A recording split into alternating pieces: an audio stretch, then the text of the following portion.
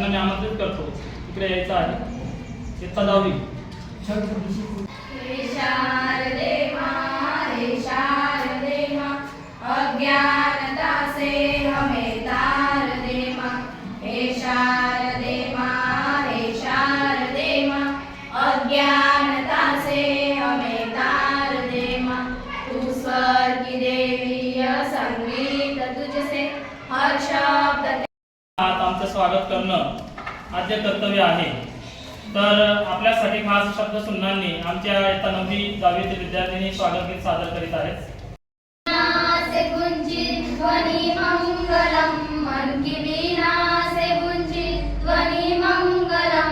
स्वागतम स्वागतम स्वागतम स्वागतम स्वागतम स्वागतम स्वागतम स्वागतम स्वागतम स्वागतम स्वागतम स्वागतम स्वागतम स्वागतम स्वागतम स्वागतम. कैसा पावन सुहावन समया.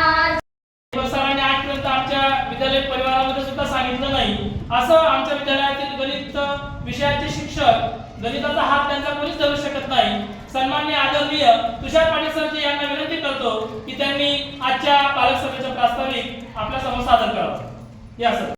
व्यासपीठावर विराजित आजच्या कार्यक्रमाचे अध्यक्ष आदरणीय श्री तुकाराम सखाराम कोडी, तसेच श्री आनंदसिंग नरसिंग राजपूत, आदरणीय श्री इंद्रसिंग भाऊसाहेब, आदरणीय श्री रवींद्र पाटील, तसेच आमच्या विद्यालयाचे मुख्याध्यापक सन्माननीय KR गेरासे सर आणि येथे जमलेले सर्व पालक माता भगिनी.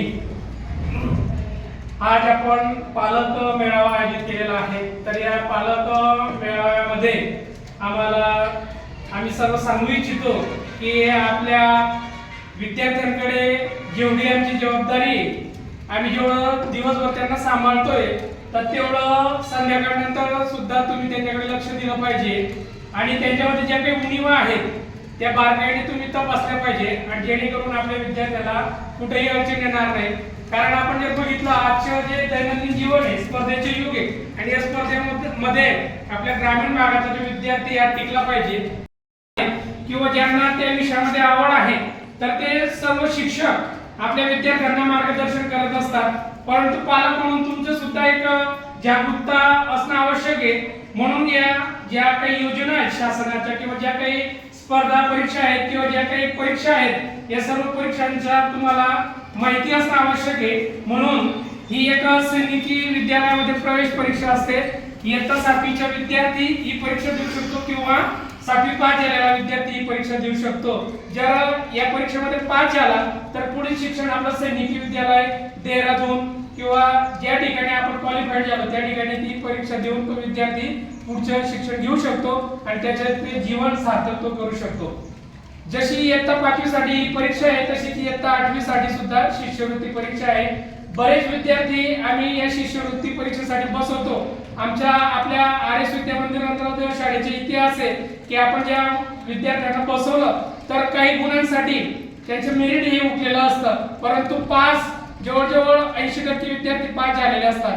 फक्त थोडंसं आम्ही प्रयत्न करतोय, परंतु तुमच्याकडे थोडा प्रयत्न राहिला तर याच्यामध्ये निश्चितपणे आपल्याला यश भेटणार आहे आणि ते यश त्याच्यामध्ये तुमचे सुद्धा महत्त्वाचा हातभार राहणार आहे.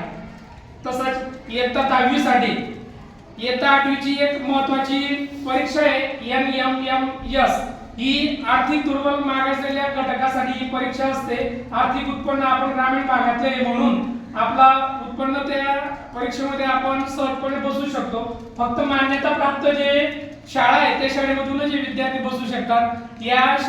या परीक्षेमध्ये आपला शाळेचा अभ्यासक्रम असतो आणि तसंच गणित, भाषा आणि बुद्धिमत्ता या विषयांवरती पेपर असतात. इयत्ता 8वी साठी आमचे जे विषय शिक्षक आहेत हे सर्व विषय शिक्षक याला जास्तीचे मार्गदर्शन करून या परीक्षेसाठी बसवत असतात आणि या परीक्षेमध्ये जर पास झाला तर इयत्ता 8वी पासून तर पूर्ण 12वी पर्यंत दर महिन्याला 2000 रुपये असं वर्षाला 12,000 रुपये आपल्याला 12,24,000 रुपये हे भेटत असतात.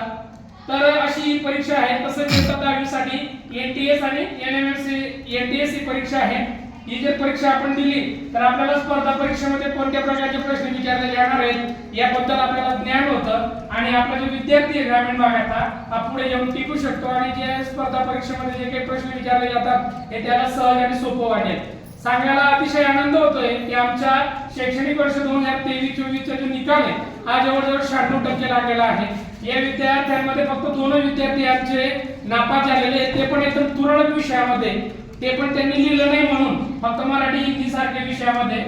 तर एकूण 96% निकाल लागला इयत्ता 10वीच्या आणि प्रथम विद्यार्थी 87% गुण मिळवून आलेला आहे आणि तसेच 2 विद्यार्थिनी या पुस्तकच्या आहेत. तर पुस्तकच्या विद्यार्थिनी आहेत तर जे आहेत एसटी कॅटेगरी याच्यामध्ये इयत्ता 5वी ते 10वीचे सर्व विद्यार्थी आणि विद्यार्थिनींसाठी ही शिष्यवृत्ती खुली केलेली आहे शासनाने. तसंच एससी कॅटेगरीसाठी सावित्रीबाई फुले शिष्यवृत्ती योजना इयत्ता 5वी ते 10वीचे विद्यार्थिनींसाठी या ठिकाणी दिली जात असते. त्यासाठी आधार कार्ड आपलं अपडेट असणं आवश्यक आहे. तसंच विद्यार्थ्याचे जर का पासबुक नसेल, कोणत्याही बँकेचे अकाउंट नसेल तरी आपला आई वडील किंवा बहीण याचे सुद्धा अकाउंट नंबर चालेल. परंतु मला फार त्रास होतो की अकाउंट नंबर व्यवस्थित नसतो किंवा दिला असेल तर आईचे नाव, वडिलांचे नाव किंवा एखादा नंबर किंवा असं तर ते झिरो बॅलन्स अपडेट नसतं. तर या सर्व गोष्टी तुम्ही मीटिंगला आले, या पालक सभेला आले तर या माध्यमातून मी तुम्हाला सांगू इच्छितो की आपलं जे विद्यार्थी आहे, आपला जो मुलगा असेल मुलगी असेल याचं आपलं अकाउंट अपडेट करून घेणं गरजेचे आहे. तसंच आपलं आधार कार्ड सुद्धा अपडेट करून घेणं गरजेचे आहे.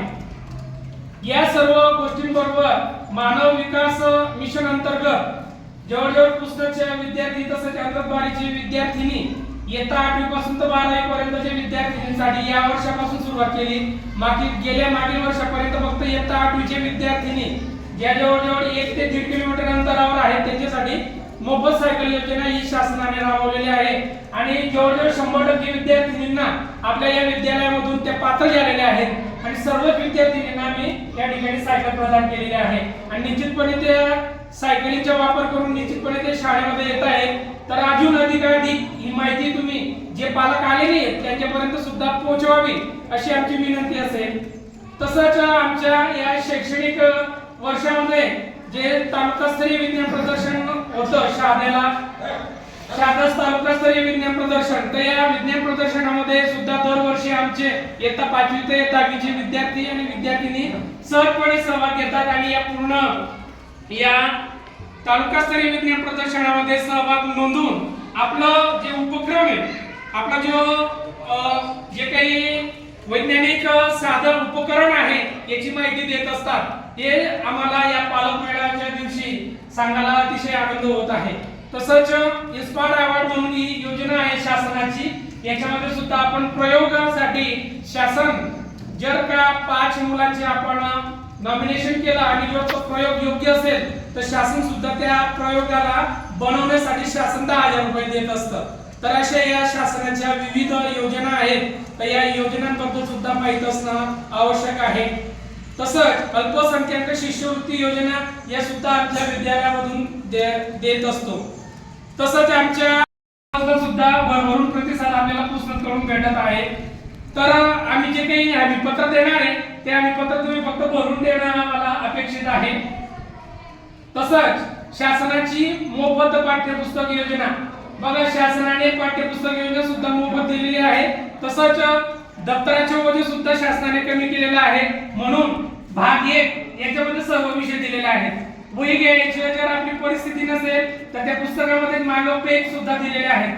आम्ही आमच्या विद्यालयाच्या वतीने जे काही वेगवेगळे फाउंडेशन असतील, आमच्या विद्यालयातील आदरणीय भीमराव सर यांचे समता फाउंडेशन आहे, तर या अशा वेगवेगळे जे काही दाते या अशा फाउंडेशन आहे त्यांच्या मार्फत सुद्धा आम्ही दप्तर, वह्या, टिफिनचे बॉक्स, पाण्याची बॉटल या सर्व जे जे विद्यार्थ्यांना देता येईल ते देण्याचे प्रयत्न आम्ही करतोय.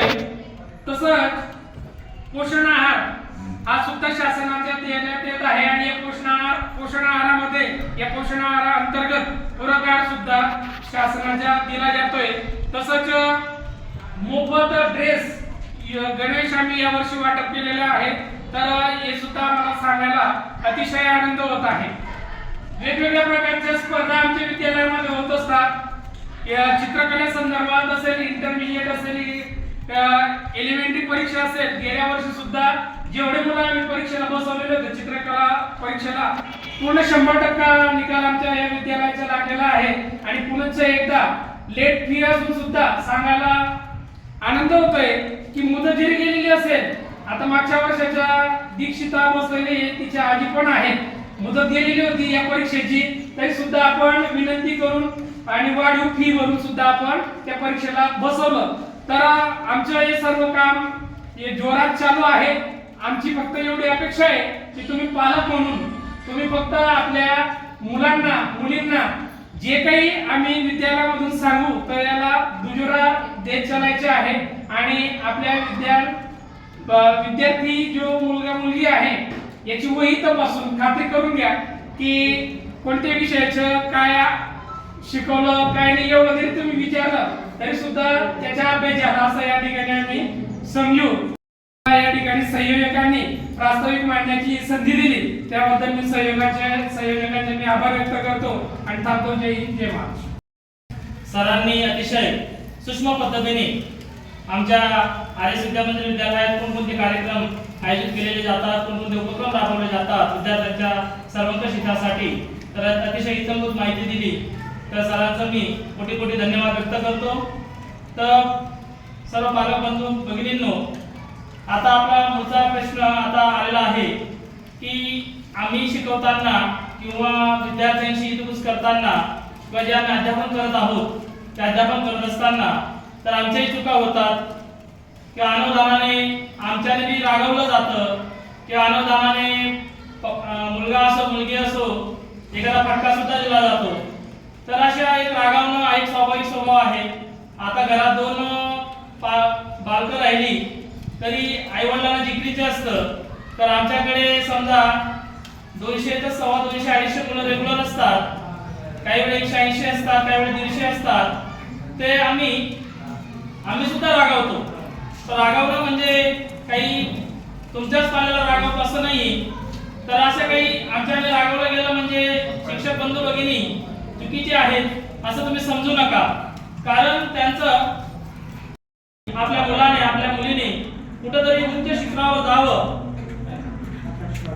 सांस्कृतिक कार्यक्रम आता नुकताच आमच्या विद्यालयामध्ये शिक्षण सप्ताह साजरा केला जात आहे की जे वर्षभरामध्ये आम्ही जे कार्यक्रम राबवतो शासनाने असं एक आराखडा तयार केला की विद्यार्थ्यांना आपण जर समजा एका सप्ताहामध्ये जर सर्व ऍक्टिव्हिटीज करून घेतल्या, सर्व उपक्रम जर राबवून घेतले तर जेणेकरून तो विद्यार्थी मनाने शरीराने चांगला घडू शकतो.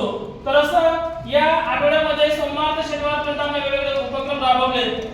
कारण शासनाने बंधन घातलं आपल्या नंदुरबार जिल्ह्याचे शिक्षणाधिकारी सन्माननीय आदरणीय प्रवीण अहिरे साहेब यांच्या परिपत्रकान्वये सन्माननीय मुख्याध्यापक सरांनी तो आराखडा आमच्या विद्यालयामध्ये आम्हाला विद्यार्थी त्याचबरोबर शिक्षक बंधू भगिनींना सांगून आम्ही प्रत्येक दिवशी वेगवेगळा कार्यक्रम आम्ही घेतलेला आहे. तर जेणेकरून आपला आजचा जो विद्यार्थी आहे या स्पर्धेच्या युगामध्ये तो टिकला पाहिजे.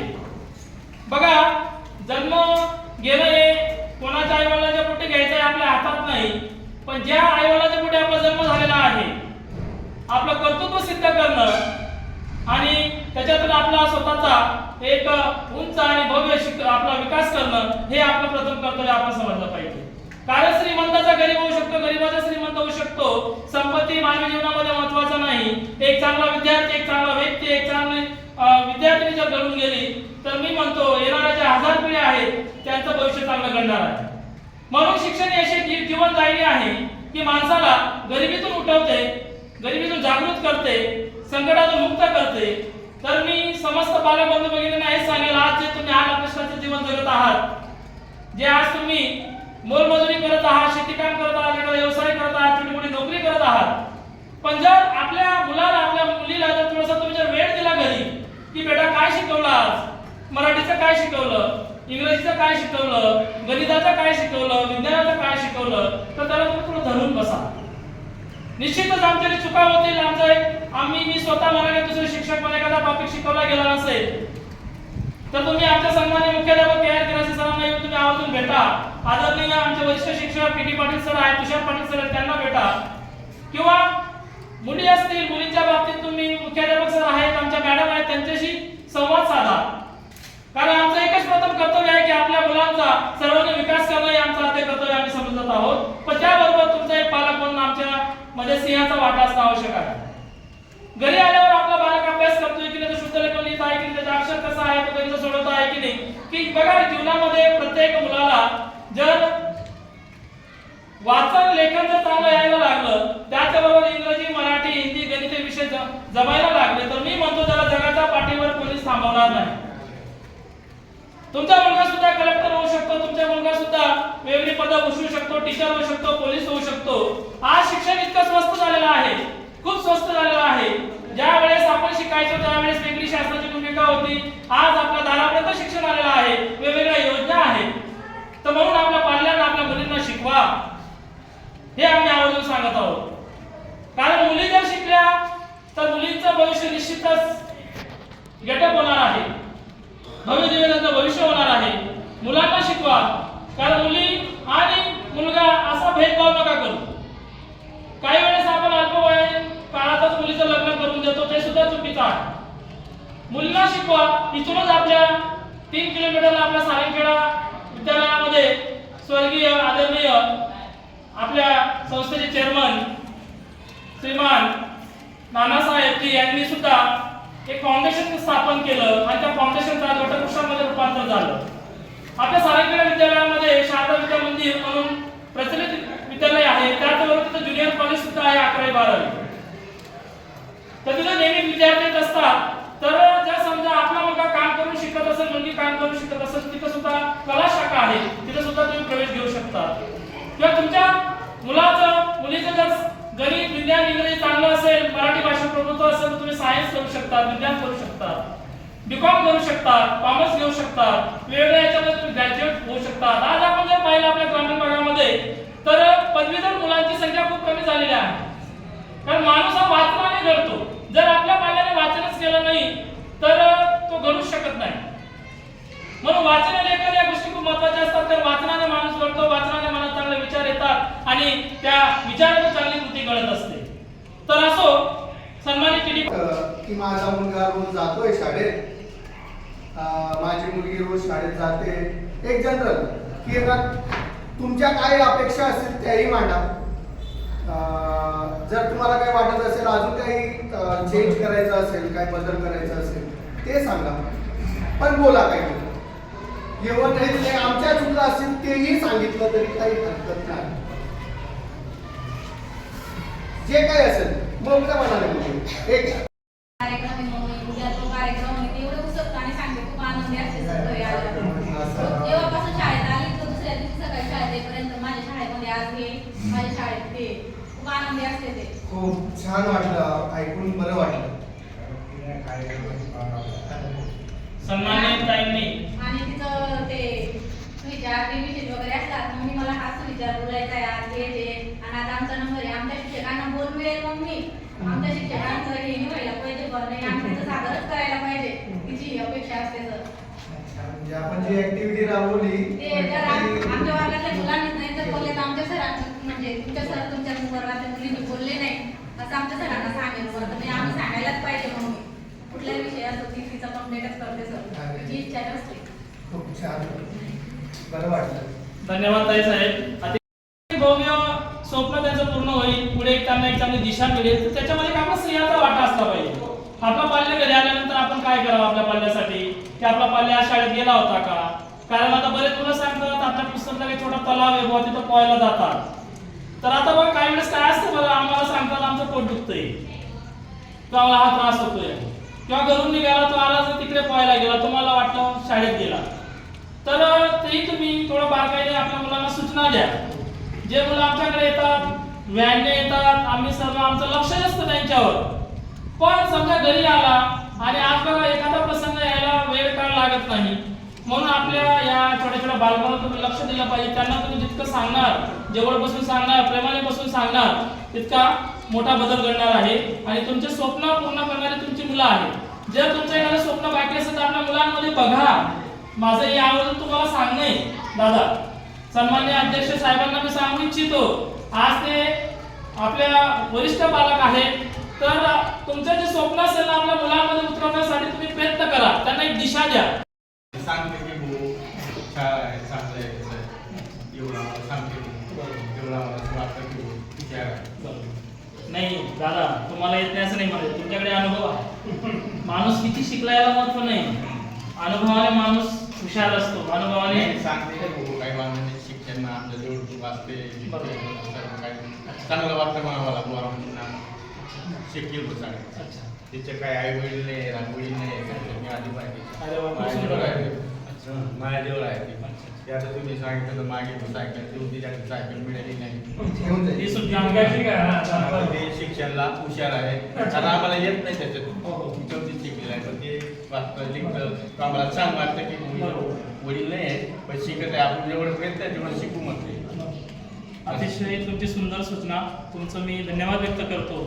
आणि सन्मान्य मुख्याध्यापक विराजमान आजच्या कार्यक्रमाचे अध्यक्ष आदरणीय तुकाराम भाऊ, सर्व अध्यक्षगण, त्याचप्रमाणे शाळेचे मुख्याध्यापक सर, आज येथे जमलेले पालक समिती, सर्व पालक बंधू, माता भगिनींनो, त्याचप्रमाणे सहकारी मित्र मैत्रिणींनो, विद्यार्थी मित्रांनो, आज आपण इथं 2024-25चा पालक मेळावा यावर्षी आयोजित केलेला आहे. या पालक मेळाव्यात तुमचे प्रश्न, तुमच्या समस्या, ज्या विद्यार्थ्यांच्या गरजा असतात त्यांची पूर्तता कशी होऊ शकेल यासाठी हा पालक मेळावा ठेवण्यात आला होता. त्याचा हेतू आम्हाला निश्चित साध्य होईल याची आम्ही अपेक्षा करतो. मी मुलींबद्दल सांगू इच्छिते की जशा मुली शाळेमध्ये येतात, यावर्षी आम्ही सर्वांना गणवेश स्वतःहून स्वखर्चाने वाटप केलेलं आहे, शाळेतनं दिला गेलेला आहे. तर तुम्हाला म्हणजे त्यांना गणवेश दिलाय, पण त्याची जी ठेवण आहे ती आम्ही सांगितले की ओढणी पिनअप करून यायची, केसांच्या 2 वेण्या घालून यायच्या. तर ह्या मुलींसाठी ज्या आवश्यक सूचना आहेत त्या सर्व पालकांनी, मुली निघतात घरून तेव्हाच आपण त्यांना सांगून द्यायचं आहे की तुम्ही तसंच गेटअपमध्ये जात जा. इथे येऊन आम्ही त्यांना शिक्षा करतो किंवा संबंधित व्यक्ती मुलींना घरी पाठवून देतो. तर ते आम्हालाही थोडं त्या काळापुरतं शिस्त लावण्यासाठी चांगलं वाटतं, पण नंतर आमचा वेळ पण जातो आणि त्याच्यानंतर त्यांना काही रागवलं जातं, त्यामुळे आमचाही मनस्ताप होऊन जातो की असं वाटतं की आपल्या मुलांनाच आपण रागवून दिलं असं म्हणून आम्हालाही थोडंसं वाईट वाटतं. तर तुम्ही घरूनच त्यांना व्यवस्थित गेटअपमध्ये पाठवत जा. त्याचप्रमाणे आम्ही गुरुवार दिलेला आहे, त्या दिवशी ते व्यवस्थित ड्रेस दुसरे घालू शकतात त्यांच्या इच्छेनुसार, परंतु गुरुवारच्या दिवसाचा पण जो ड्रेस असतो तो तुम्ही पंजाबी ड्रेस द्या शक्यतो. काही मुली जीन्स पॅन्ट घालून येतात, आम्ही रागवतो त्यांना, ते पण योग्य नसतं. त्यामुळे त्या गोष्टीकडे पण लक्ष देत चला. त्यांना व्यवस्थित सांगायचे. आता काही मुली मोठ्या झाल्या आहेत, त्या मॅच्युअर झाल्या आहेत, तर त्यांची बोलण्याची पद्धत किंवा राहण्याची पद्धत कशी राहायला पाहिजे हे आम्ही दरवेळेस सांगत असतो, परंतु घरून आपण एक पालक म्हणून आपण त्यांना ते संस्कार देऊ शकतो की मोठे झाल्यावर त्यांना कसं आपण हँडल करू शकतो. मुलींनाच सगळं सांगा असं नाही की मुलांनाही सांगत चला. मुलंही वेगवेगळे प्रकारचे केश रचना करून येत असतात, तेही आम्हाला योग्य वाटत नाही, ते पण एक चुकीचं आहे. तर त्यामुळे घरूनच त्यांना सांगायचं. काही जण रात्री झोपण्याचे ड्रेस असतात त्याच्यावर पण उठून येऊन जातात, काही झोपेमध्ये पण उठून येऊन जातात. सकाळची शाळा राहते, समजू शकतो की विद्यार्थी आहे, जसं असेल तसं त्याने शाळा अटेंड केली, पण ते सगळ्या गोष्टी व्यवस्थित आहे, परंतु या गोष्टीकडे बारकाईने लक्ष द्या. आणि जी आम्ही व्हॅन लावलेली आहे, स्कूल बस सुरू केलेली आहे, त्याबद्दल तुम्हाला काही अडचणी असतील तर त्या तुम्ही सांगू इच्छिता का? बस मी एवढं सांगू इच्छिते. धन्यवाद. या शाळेमध्ये यायला 2001 पासून मी इथं या शाळेला रुजू झालेलो आहे. माझं जॉईनिंग सरांचं जॉईनिंग आम्ही सोबतच आणि मॅडम सोबत. आमचे जे सिनियर मुख्य शिक्षक असतील किंवा मुख्याध्यापक असतील तर मला वाटतं की माझी खूप अपेक्षा याच्यासाठी आहे की मी मागचं काही सांगत नाही, परंतु एक सांगू इच्छितो की मला आज खूप अपेक्षा होती की यांना पालकांनी यायला पाहिजे होतं आणि आम्हाला सूचना द्यायला पाहिजे. आम्हाला कळायला तर पाहिजे, माझ्या गुरुजनांना कळायला पाहिजे, माझे सहकारी मित्र जे आहेत शिक्षक बंधू यांना कळायला पाहिजे की आपण जे देतोय त्याचा फीडबॅक काय आहे. मला फीडबॅकची अपेक्षा आहे. ठीक आहे, सुरुवात आहे. मी या पदावर बसायला म्हणजे साधारण 2, 4, 5 महिने होत आहेत मुख्याध्यापक पदावर विराजित व्हायला. तर मी त्या दिवसापासून ठरवलं की मला आहे ना, माझा जो विद्यार्थी, माझा घरचा मुलगा जसा एक चांगल्या शाळेमध्ये जाऊन किंवा चांगलं ज्ञान ग्रहण करतोय, तसा माझा विद्यार्थी जो आहे त्यानेही चांगल्या पद्धतीने ज्ञान ग्रहण करायला पाहिजे. माझी अपेक्षा आहे इथं जेवढे शिक्षक बंधू भगिनी आहेत सर्वांनी नदारीतून शिक्षण पूर्ण करून इथपर्यंत शिक्षण घेतलेलं आहे. कोणीही श्रीमंतीचा वाटा घेऊन आलेला नाही. मला अपेक्षा एवढी आहे की माझी मुलगी, माझा मुलगा जे माझ्या वर्गामध्ये बसले आहेत, माझ्या शाळेमध्ये आहेत, मला त्यांच्यासाठी काय अधिक देता येईल हे मी सरांना, सर्व माझे शिक्षक बंधूंना अतिशय वेटीस धरून टाकतो की त्यांना एवढ्यापर्यंत सांगून देतो, सर मला बाकीचं माहिती नाही, तुमचे वैयक्तिक कामं काय आहेत मला काय घेणं देणं नाही. कधी कधी मला त्यांना रागवतो, त्यांना बोलतो, त्यावेळेस मलाही वाटतं की ना आपण कुठेतरी काहीतरी जास्तीचं करतोय का. परंतु माझी इच्छा आहे की माझा विद्यार्थी हा कुठेतरी गाजला पाहिजे. या शाळेतनं मला माझी विद्यार्थिनी होती लीना चंद्रकांत पाटील, तिने विद्यापीठ गाजवलं होतं. आज ती PhD करते. तर शहरामध्ये, मी कोणा शाळेचं नाव घेत नाही, परंतु शहरामध्ये जाऊन आपला विद्यार्थी खरंच घडतोय का आपल्या शाळेशी तुलना करा. या प्रत्येक पालकांना मी आवर्जून सांगू इच्छितो की ना आमच्यापर्यंत पोहोचा, आपल्या मुलाविषयी सांगा काय चुका असतील, काय त्या कोणत्या गोष्टीमध्ये कमतरता असेल, कोणत्या विषयात कमतरता असेल किंवा काय करता येईल त्याच्यासाठी आधी. जर हे आपण आमच्यापर्यंत आणून दिलं ना तर केवळ शिष्यवृत्ती वगैरे हे जे आहे हे शासनाकडनं, मी 2-3 वेळेस बोललो माझ्या सहकारी बंधूंना भगिनींना की माझा विद्यार्थी एकही शिष्यवृत्तीपासून वंचित राहायला नको.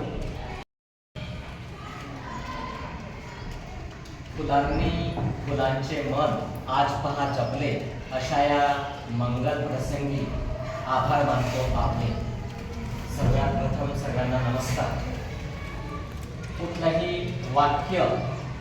वाक्याच्या शेवटी जर आपण मराठीतला व्याकरणातला पूर्ण विराम दिला नाही तर ते वाक्य पूर्ण होत नाही. तसं पूर्ण विराम म्हणजे आभार. तर सगळ्यात अगोदर या कार्यक्रमाची रूपरेखा ज्यांच्या मनामध्ये आली आणि हा साकारण्याचा मानस त्यांनी घेतला ते विद्यालयाचे मुख्याध्यापक आदरणीय KR गिरासे सर. आणि त्यांच्या आदेशान्वये, त्यांच्या नियोजनान्वये संपूर्ण शिक्षक वृंदांनी ह्या कार्यक्रमाच्या यशस्वीतेसाठी जे सहकार्य केलं, त्यांनी ती योजना आखली, ते सर्व शिक्षक वृंद यांचे मी आभार व्यक्त करतो. आणि आलेल्या मान्यवरांचं सुंदर असं स्वागत गीताने, विशेष ठेवण्याने ज्या आमच्या विद्यालयाच्या विद्यार्थ्यांनी अतिशय सुंदर असं विशेष ठेवून आपल्यासमोर स्वागत गीत सादर केलं, त्यांचेही मी आभार व्यक्त करतो. आणि सगळ्यात महत्त्वाचं, आपण आपल्या अतिशय कामातील मौल्यवान वेळ काढून या ठिकाणी आला, म्हणून सर्व पालक, माता, भगिनी, पालकांचे प्रतिनिधी, भाऊ, बंधू जे आपण या ठिकाणी उपस्थित राहिला, आपलाही मी या ठिकाणी विद्यालयाच्या वतीनं या ठिकाणी आभार व्यक्त करतो. तसंच या व्यासपीठावर मंचावर विराजमान आजच्या कार्यक्रमाचे सर्वच प्रमुख पाहुणे, प्रमुख अतिथी, तसंच मुख्याध्यापक साहेब, सर्व श्रेष्ठ शिक्षक, शिक्षिका, आमच्या विद्यालयाचे शिक्षकेतर कर्मचारी, या सर्वांचं देखील आजच्या या कार्यक्रमाच्या प्रसंगी यशस्वीतेसाठी आपण योगदान दिलं, या सर्वांचं या ठिकाणी आभार व्यक्त करतो. आणि आजच्या या कार्यक्रमाचे सांगता आदरणीय मुख्याध्यापक साहेब यांच्या आदेशान्वये करतो आणि हा कार्यक्रम या ठिकाणी संपन्न झाला असं या ठिकाणी घोषित करतो.